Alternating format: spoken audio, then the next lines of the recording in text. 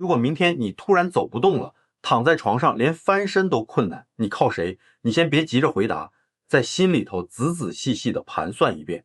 儿子要上班，儿媳也要上班，孙子孙女要上学，谁有空天天寸步不离的守在你床边？就算他们心里有10000个想孝顺，他们请得起长假吗？扣得起那份养家糊口的工资吗？你一旦住进医院，一躺就是1个月、2个月，甚至更久，他们能熬得住吗？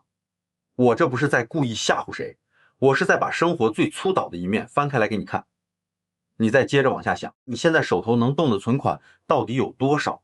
够不够在医院旁边请一个全天候的专业护工？够不够住进一所条件稍微像样一点的养老院？你拼尽一生买下的那套房子，是不是早就签了字过户给了儿女？你每个月领到手的那点退休金，是不是悄无声息地又都贴补给孙子报补习班了？我再多问你一句，如果真到了躺在那里动弹不得的那一天，你还能拿出什么实实在在的东西来保住自己做人的那份体面和从容？这个问题或许有些扎心，对不对？但是你要明白，越是扎心的话，往往越是生活的真相。我留意到一个特别奇怪的社会现象，现在的年轻人整天把累死了想躺平不想奋斗了挂在嘴边，结果你仔细看，他们该吃的火锅一顿没落下，该喝的奶茶一杯不少，该去旅游的地方到处打卡，该花的钱1分钱没省，小日子过得其实挺滋润的。可反过来再看咱们这些操劳奔波了一辈子的人，好不容易熬到了退休，不用早起上班，不用看老板脸色，不用硬着头皮去赚钱，按道理说这该是安享清福的大好时候了吧？结果你看看周围，好多老伙计反而活得非常不踏实，晚上翻来覆去睡不着觉，白天坐在沙发上心里一阵阵发慌，总觉得生活里少了点什么，可张张嘴又实在说不出到底少了什么。你们说这事怪不怪？怪就怪在你们这一辈子几乎从来没有完完整整的为自己活过一天。不信你现在就安安静静的回想一下，年轻力壮的时候为父母活，怕他们失望担心，怕给他们丢脸抹黑，怕他们年老体衰没人赡养，于是你咬紧牙关拼命干活，拼尽全力赚钱养家，到了中年力不从心的时候，又全副身心的为儿女活，砸锅卖铁供他们念书，掏空毕生积蓄给他们凑首付买房，费尽心思帮他们物色对象，操持婚事。他们结了婚有了孩子，你又义无反顾地扛起带孙子的重担，带孙子出力还不算，甚至还要把自己的养老金倒贴进去补贴家用。你们现在静下心来扪心自问，从20岁青春年少到60岁鬓角斑白，这中间整整40年的黄金岁月，你正儿八经的给自己大大方方地花过多少钱？你完完全全为了取悦自己而买过什么真正喜欢的东西？你有没有哪怕一整天的时间是从早上睁眼到晚上闭眼，每一分每一秒都只用来做自己打心眼里喜欢的事？恐怕答案少得可怜，甚至是一片空白。你们这辈子过得太委屈了，委屈到连自己都觉察不出那是一种委屈，甚至还以为这一切都是天经地义的。佛法里头有一句极其珍贵的话，叫人生难得，这4个字听着简简单单，里头的道理却深不见底。什么叫人生难得？你静下心来想想，这浩瀚天地之间到底有多少形态各异的生命？天上展翅翱翔的飞鸟，地上奔波觅食的走兽，水里成群结队的鱼虾，泥土里蠕动钻行的虫子，密密麻麻数都数不清，单是一个小小的蚂蚁窝里就有几十万只生命，大海里的鱼虾更是多得无边无际。可是你放眼看去，能投生为人，拥有思想和语言，能听闻正法的机会又有多少？佛经里讲6道轮回，天道、阿修罗道、畜生道、恶鬼道、地狱道，人道只是这6条路里的一条，而且绝不是你漫不经心想投人就能投人的，那得需要积攒多大的福报和善根才行。你前一世不晓得积累了多少阴德，行了多少善举，才换来今生这一次做人的宝贵入场券。佛陀曾经打过比方说，能得到这个人生，比一只瞎眼的海龟在茫茫大海上恰好撞进一块漂浮木板上的孔洞还要难。你好不容易拼尽全力得到了这个人生，你拿着它干什么了呢？你用它来替别人无尽的操心，替别人默默的受累，替别人把一辈子都扛在了肩上。到头来，你问问自己，我什么时候真正为自己活过哪怕完整的一天？这绝不是教人自私自利。佛法从来不曾教唆人变得冷漠吝啬，但佛法把道理讲得明明白白，你自己都还深陷烦恼的泥沼无法自渡，你拿什么去渡别人过河？你自己都活得灰头土脸，身心俱疲，你凭什么让身边的人因为你而变得更好？飞机上每一次安全演示都要反复强调，请先把自己的氧气面罩戴好，再去帮身旁的小孩，因为如果你自己都因为缺氧而昏过去了，你谁也帮不了，反而只会增加新的负担。一模一样的道理，你自己如果都没有牢牢保住晚年的依靠，都躺在病床上，连翻身都需要人搀扶，你到时候反而会成为儿女肩上最沉重的包袱。你自以为是掏心掏肺的为他们付出，其实是在给他们未来的生活埋下看不见的隐患。所以今天我要坐下来跟你们好好的推心置腹地聊一聊这个事儿。人这一辈子走到咱们这个岁数，有3样东西你一定要拼尽全力守住。哪3样？第一是你的身体，第二是你的老本，第三是你的心气。身体一旦垮了，你名下再有钱也只是不断往医院的无底洞里填。老本一旦没了，你在自己家里说话都不敢挺直腰杆。心气一旦散了，你活着就只是在机械的熬日子，跟行尸走肉没什么区别。这3样安身立命的根基，你不能指望任何人帮你守住，只能靠你自己咬牙守住。儿女孝顺，那是你修来的福气和意外之喜，但你不能把这个当作万无一失的养老保险。儿女如果不孝顺，那也不是你的过错，但你心里必须提前做好应对的准备。不管处在哪种境地里，你自己手里都得攥着点实实在在的东西。这些东西不是为了防贼一样防着谁，而是为了让你自己活得有底气、有尊严、有盼头，在任何情况下都不至于看人脸色、仰人鼻息。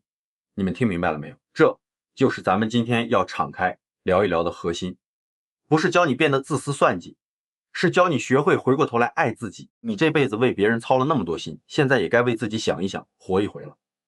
咱们不着急，慢慢聊，一样一样来。我会把怎么守住这3样东西给你们掰开，揉碎了讲清楚。说到这儿，我想先跟你们聊聊身体这个老本钱里的老本钱。你们有没有留心观察到，人一到这个阶段常常陷入一个怪圈，年轻的时候拿命去换钱，老了以后又拿钱去换命。这话说的粗糙，但理一点也不糙。我见过太多这样的人了，年轻壮年时不要命的干活，通宵达旦的熬夜，烟酒不离，手地应酬，身体不断发出刺痛和疲惫的警报，也全然不当一回事儿，总觉得自己钢筋铁骨能扛得住。等到50多岁60出头，各项机能开始断崖式下滑，高血压、糖尿病、心脏、早搏、腰椎间盘突出这些毛病就像约好了一样，一起找上门来，去医院抽血化验拍片子。不是这个指标高的吓人，就是那个数值不正常，浑身上下的零件好像都在抗议。这时候你再想回头去保养去修复，真的是太晚了。就像一辆车开到了报废的边缘，才想起来换机油。我有个印识多年的老朋友，以前是做生意的，年轻的时候挣了不少钱。那时候他常跟我描绘蓝图，说等我退休了，我就去周游世界，把那些没玩过的地方都玩一遍。我当时说好啊，到时候别忘了叫上我。结果呢，他62岁那年突发中风，人是抢救回来了，但半边身子已经不听使唤了，走路需要别人费力的搀扶，话也说得含糊不清，嘴角总是不受控制的流口水。他当初辛辛苦苦攒下的那些钱，后来全砸在了漫长的康复和医药费上。他说要去看遍世界的那双脚一步都没能迈出家门。他老伴后来红着眼眶跟我说，他现在最大的愿望就是能自己安安静静地上一趟厕所，不用任何人帮忙。你们听听这话，每一个字都透着心酸。他以前是意气风发要周游世界的人，现在卑微的愿望是独自完成上厕所这件事，你们说这个人生的落差有多大？所以我经常苦口婆心的跟人讲，你什么都可以暂时没有，但绝不能没有一副健康的身体。你就算坐拥1个亿的资产又能怎么样？当你躺在病床上插满管子动弹不得的时候，那些冰冷的数字跟你有什么关系？你吃不下饭，迈不开腿，整宿睡不着觉，你膝下儿孙满堂热热闹闹又怎么样？你享不了那个天伦之福啊！佛门里头有个深刻的说法叫借假修真，这4个字怎么理解呢？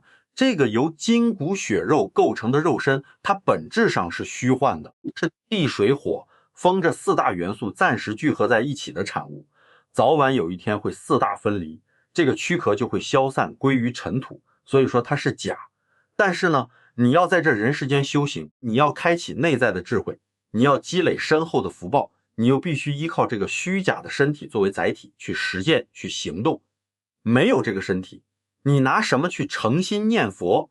你拿什么去布施行善？你拿什么去帮助那些需要帮助的人？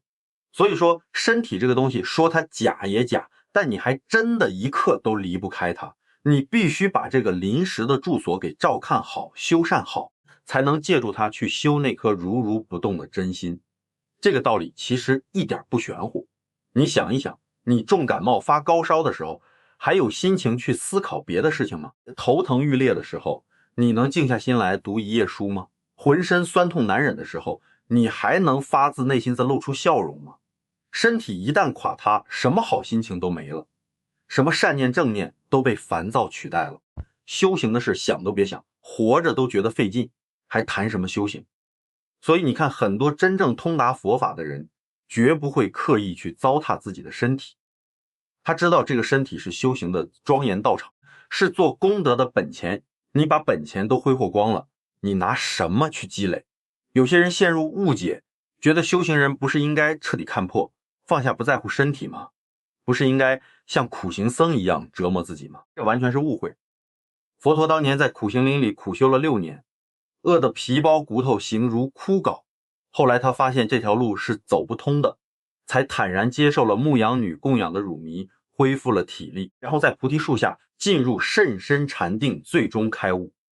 你看，佛陀自己都亲身试验过了，告诉你那条路不通，你何必再重蹈覆辙？身体不是拿来糟蹋的，也不是拿来纵欲享乐的，它是一个中性的工具，你得用它来做有意义、有价值的事，做既对自己好，也对别人好的事。那怎么妥善的照顾这具身体呢？其实大道至简，也不需要花多少钱。第一点，别熬夜，这点最重要。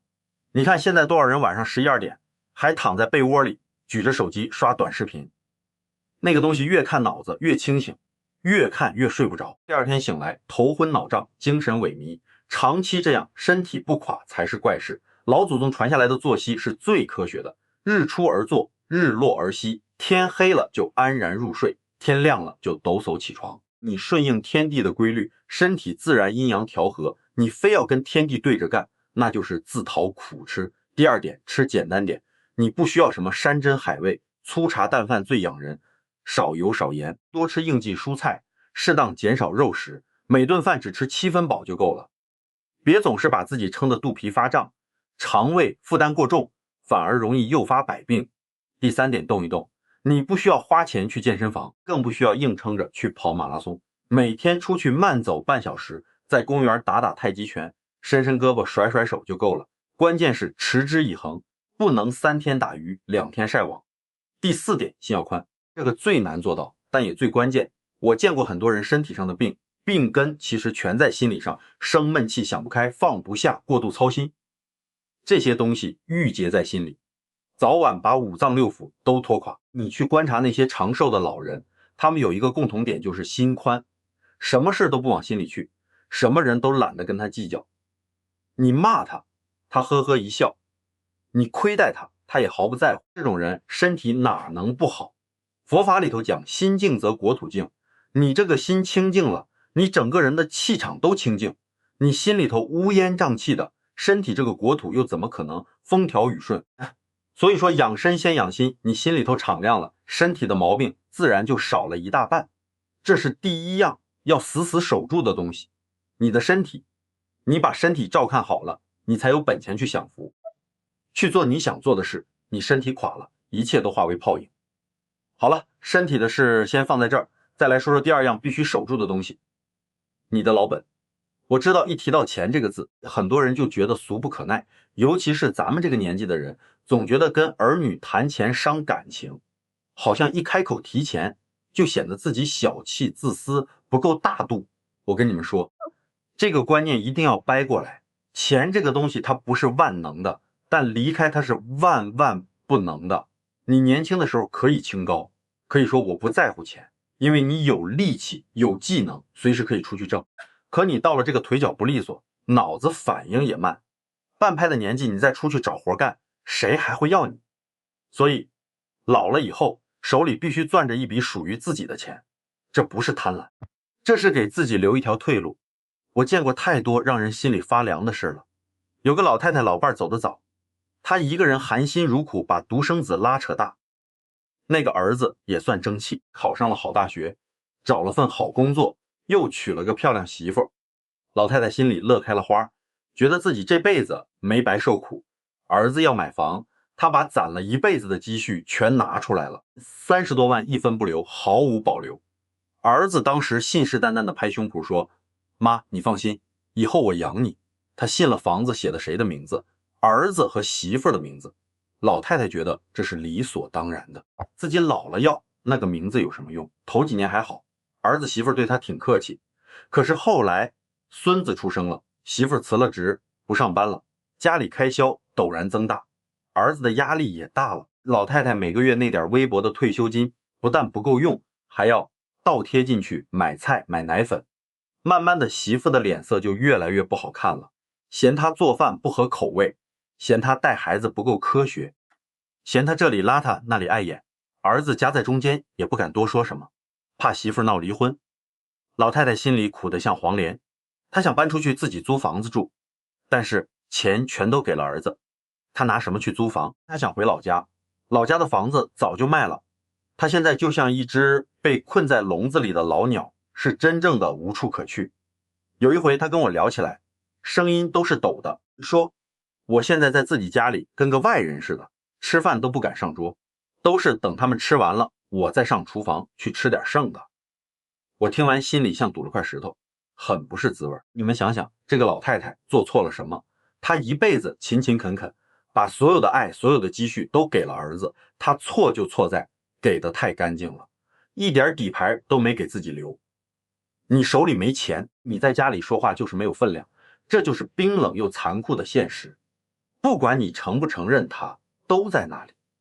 我不是说儿女都是白眼狼，也不是说天下没有真正孝顺的孩子，孝顺的孩子当然有，但你不能把自己的晚年全部压在孝顺这两个充满变数的字上。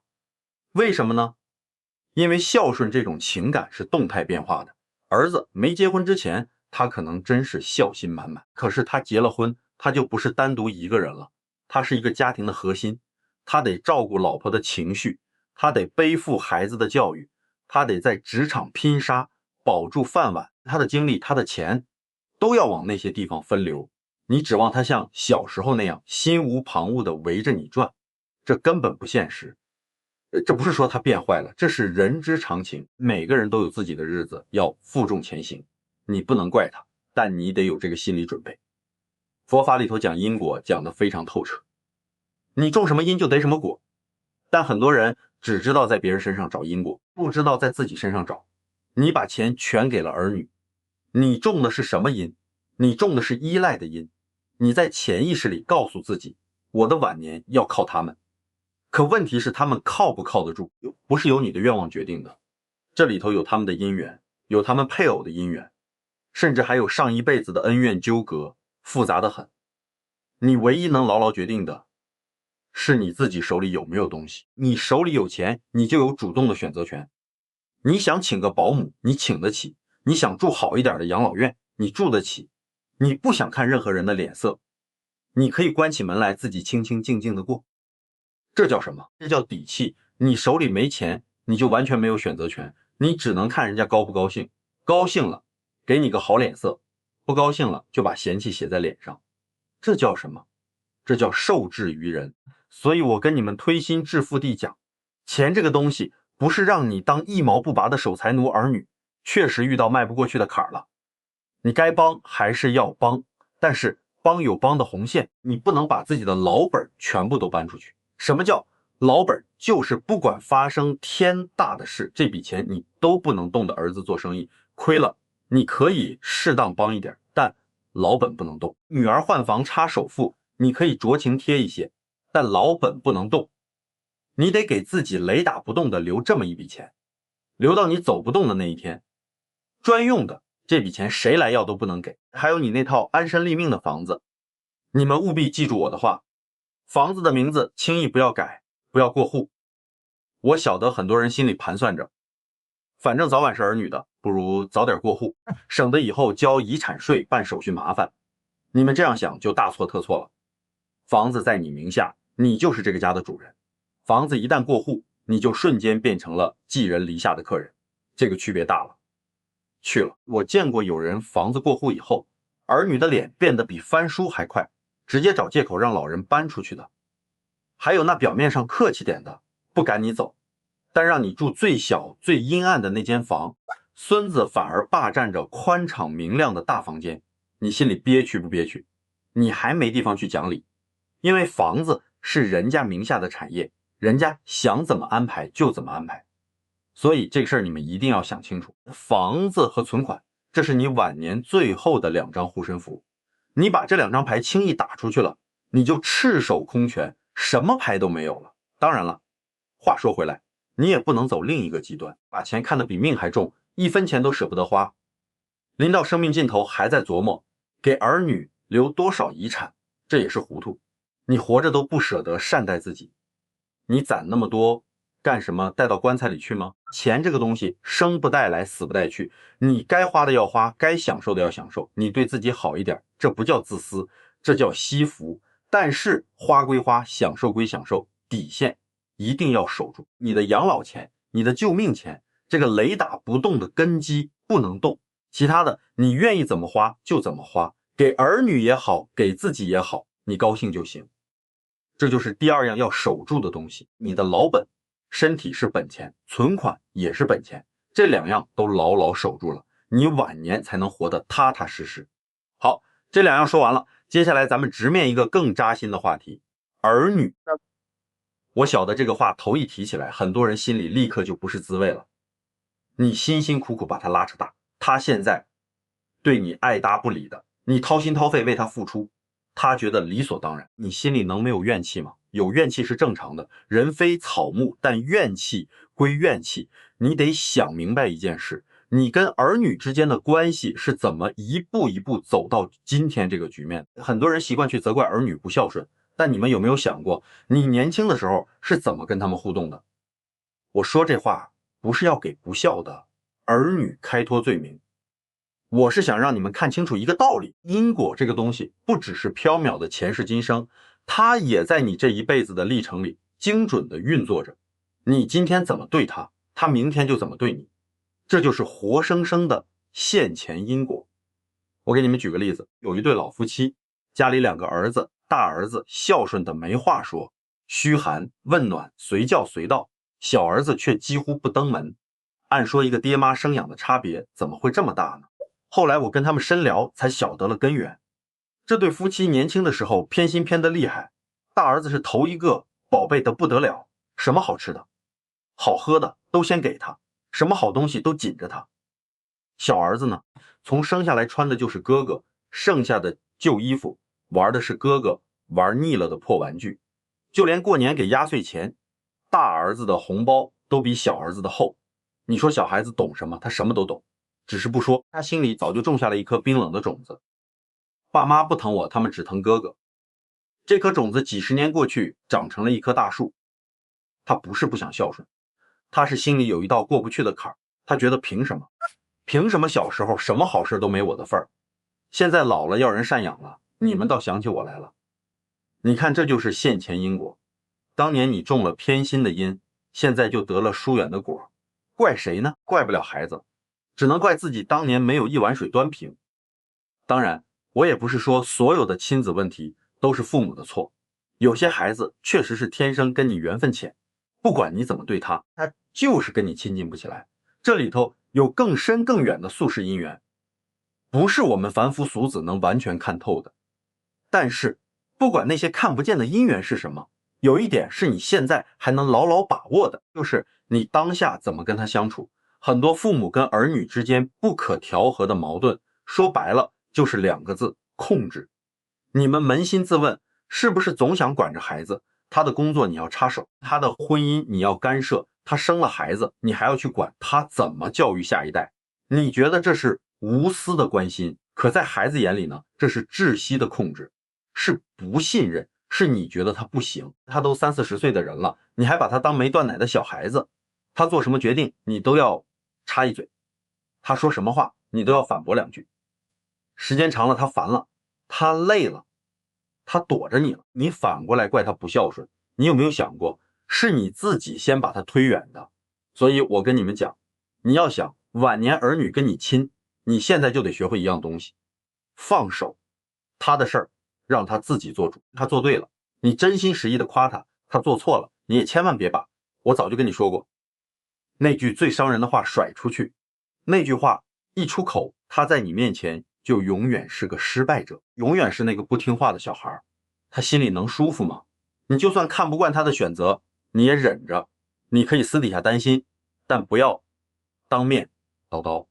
他愿意跟你说，你就安安静静的听着；他不愿意说，你也别追着问。你要让他觉得回到你身边是舒服的，是放松的，不是来受审的。这个道理佛法讲得很清楚，叫随缘不攀缘。什么意思呢？就是你跟他的缘分是有的，他是你的儿子，这个血缘改变不了，但这个缘分能走多近，能走多久，不是你一个人一厢情愿说了算的。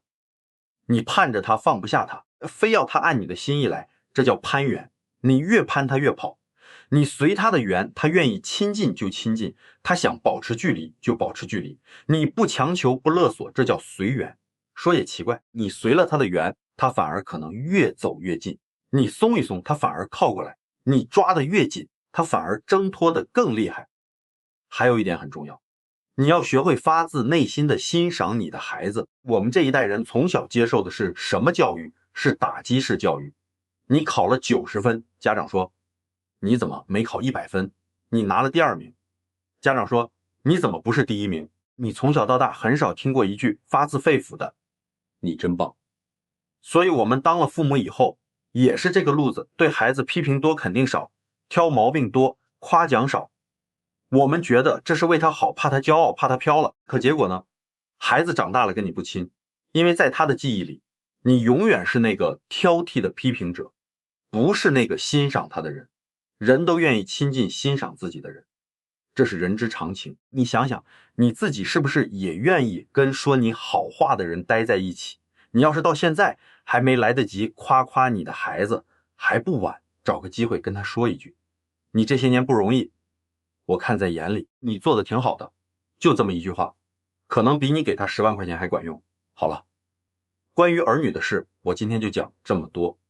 总结一下，你跟儿女之间的关系，不是前世注定一成不变的，你这辈子怎么跟他相处，种的是什么因，都会在你的晚年结出相应的果。种善因得善果，种恶因得恶果，这是因果铁律，谁也逃不掉。但你也别灰心，因果是活的，不是死的。你以前做的不好，现在改还来得及。你以前没有好好爱过他，现在开始爱也不晚。你变了，他也会变，这就是现前因果的妙处。好，儿女的事先说到这里，接下来咱们聊聊另一样至关重要的东西，你的心气。什么叫心气？说白了就是你活着的那股劲儿。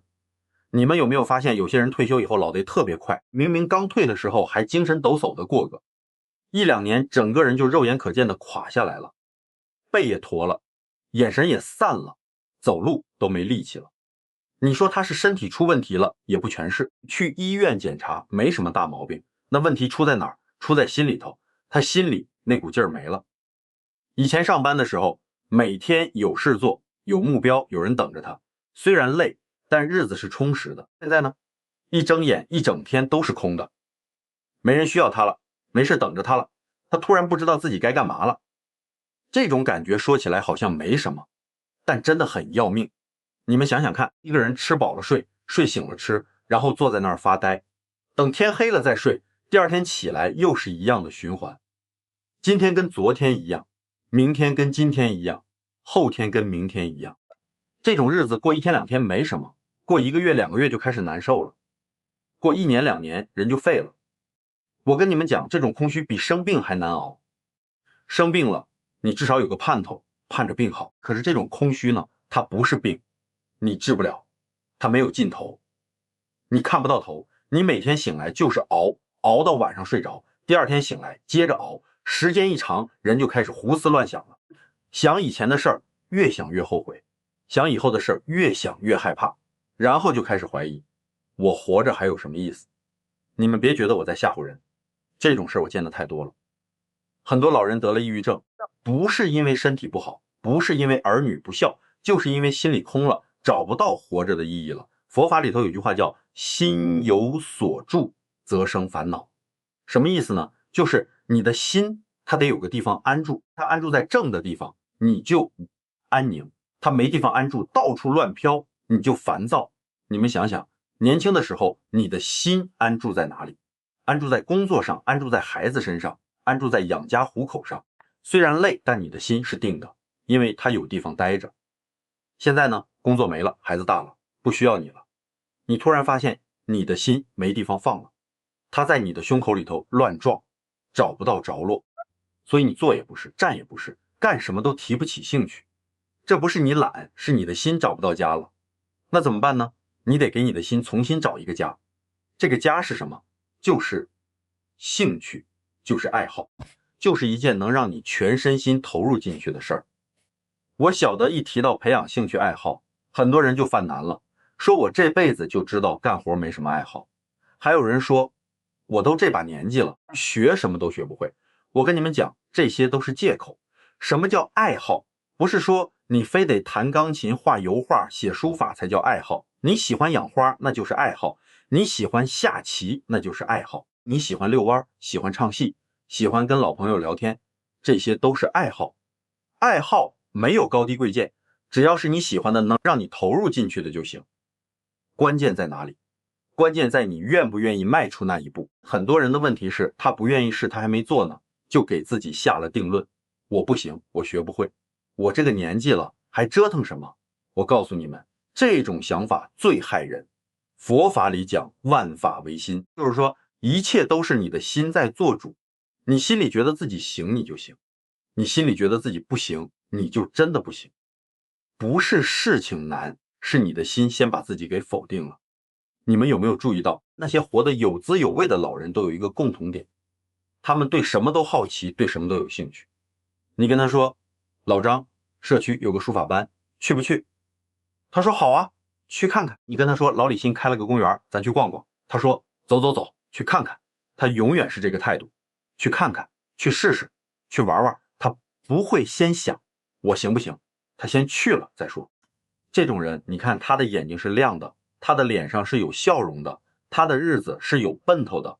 反过来呢，什么都不愿意试，什么都没兴趣，天天坐在家里唉声叹气，这种人日子怎么会好过呢？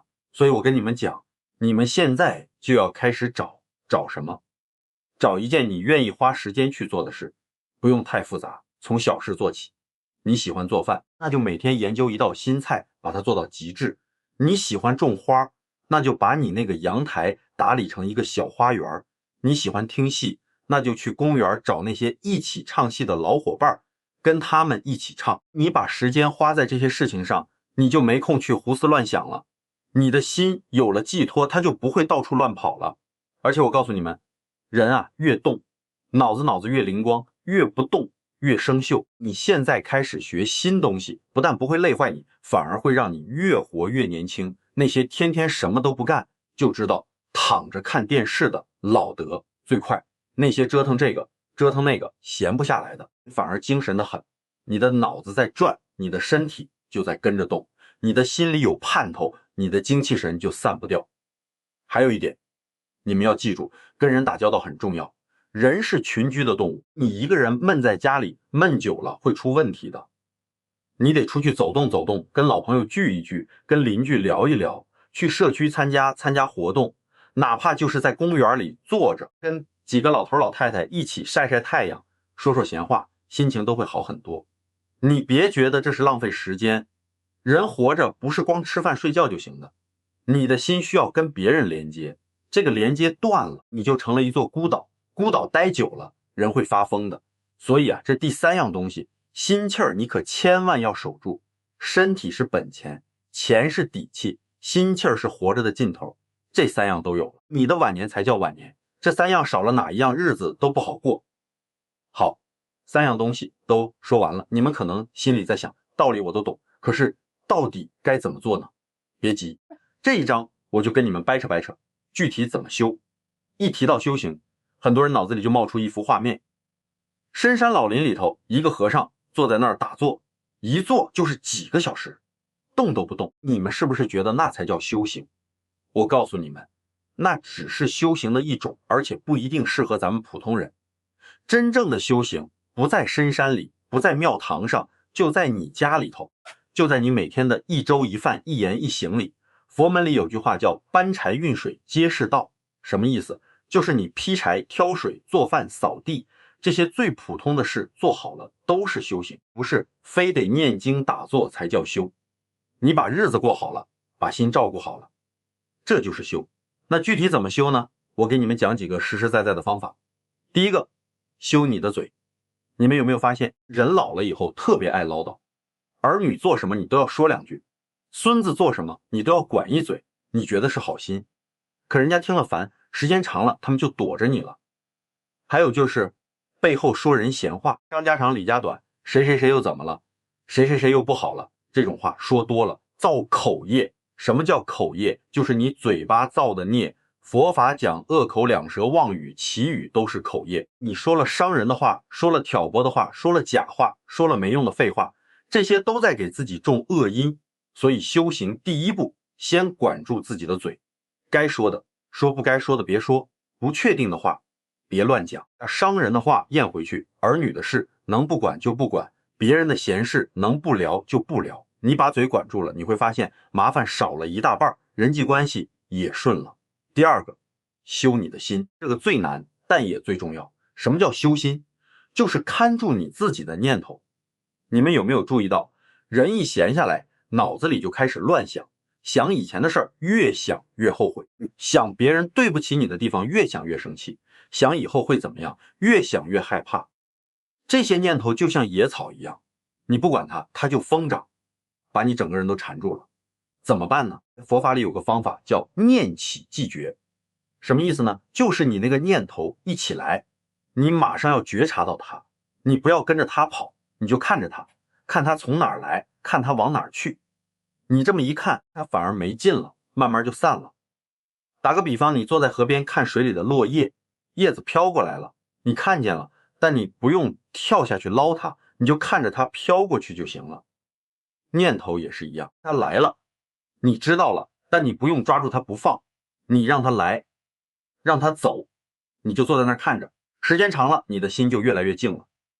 这个功夫不需要你专门找时间打坐，你坐公交的时候可以练，你睡前躺在床上可以练，你在公园里坐着晒太阳也可以练，随时随地都能练。第三个，修你的行。什么叫修行？就是修正你的行为，你以前做的不对的地方，现在改过来，这就是修。你以前有坏习惯的，现在放下，这就是修。佛门讲布施，什么叫布施？不是说你非得捐多少钱才叫布施，你帮邻居拎个菜，这是布施；你给迷路的人指个路，这是布施；你对人笑一笑，说句好话，这也是布施。布施有三种：财布施、法布施、无畏布施。财布施就是给钱给东西，法布施就是把好的道理告诉别人，让人开智慧，无畏布施就是让人不害怕，给人安心，给人力量。你们不要小看这些小事，每一件善事都是在给自己种福田，你种的多了，福报自然就来了。还有就是忍辱这两个字，听着不好听，但道理很深。什么叫忍辱？就是别人对你不好的时候，你能忍得住，不发火，不报复，不往心里去。你们想想，人活到这个岁数，谁没受过委屈，谁没被人误解过、亏待过？你要是样样都计较，样样都要讨个说法，你这辈子就别想消停了。忍辱不是窝囊，是智慧。你知道因果，你知道他对你不好是他在造业，你不跟他计较是你在修行，他亏欠你的因果会替你讨回来，不用你自己动手。你这么一想，心里就敞亮了，就不跟他一般见识了。第四个，修你的感恩心。人老了以后特别容易看到不好的一面，身体不如以前了，儿女不如人家的孝顺了，钱不够花了，你越看这些心情越差。但你换个角度想想，你还有多少值得感恩的？你还活着，能吃能喝能走动，这就值得感恩。你还有老伴陪着，或者有儿女惦记着，这就值得感恩。你今天没病没灾，太阳照常升起，这就值得感恩。你别觉得这些是理所当然的，你去医院看看多少人躺在那儿想吃口饭都难，你去养老院看看多少人连个说话的人都没有，比起他们你已经很幸福了。感恩这个东西不是做给别人看的，是做给自己的。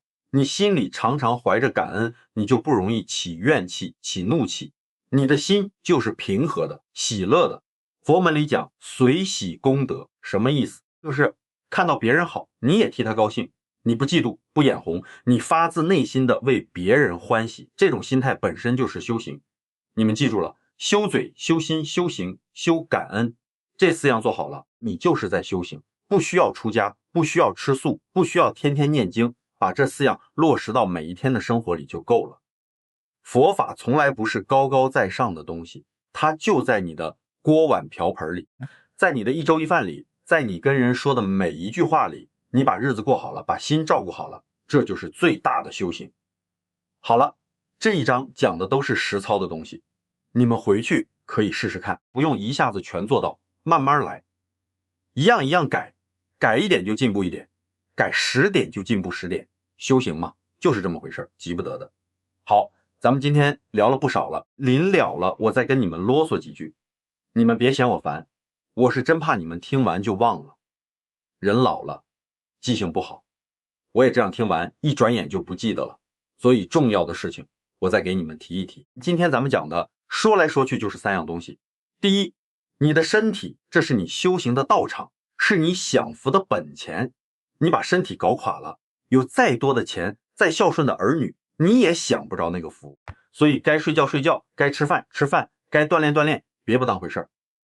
第二，你的老本钱，这个东西生不带来死不带去，但你活着的时候离不开它。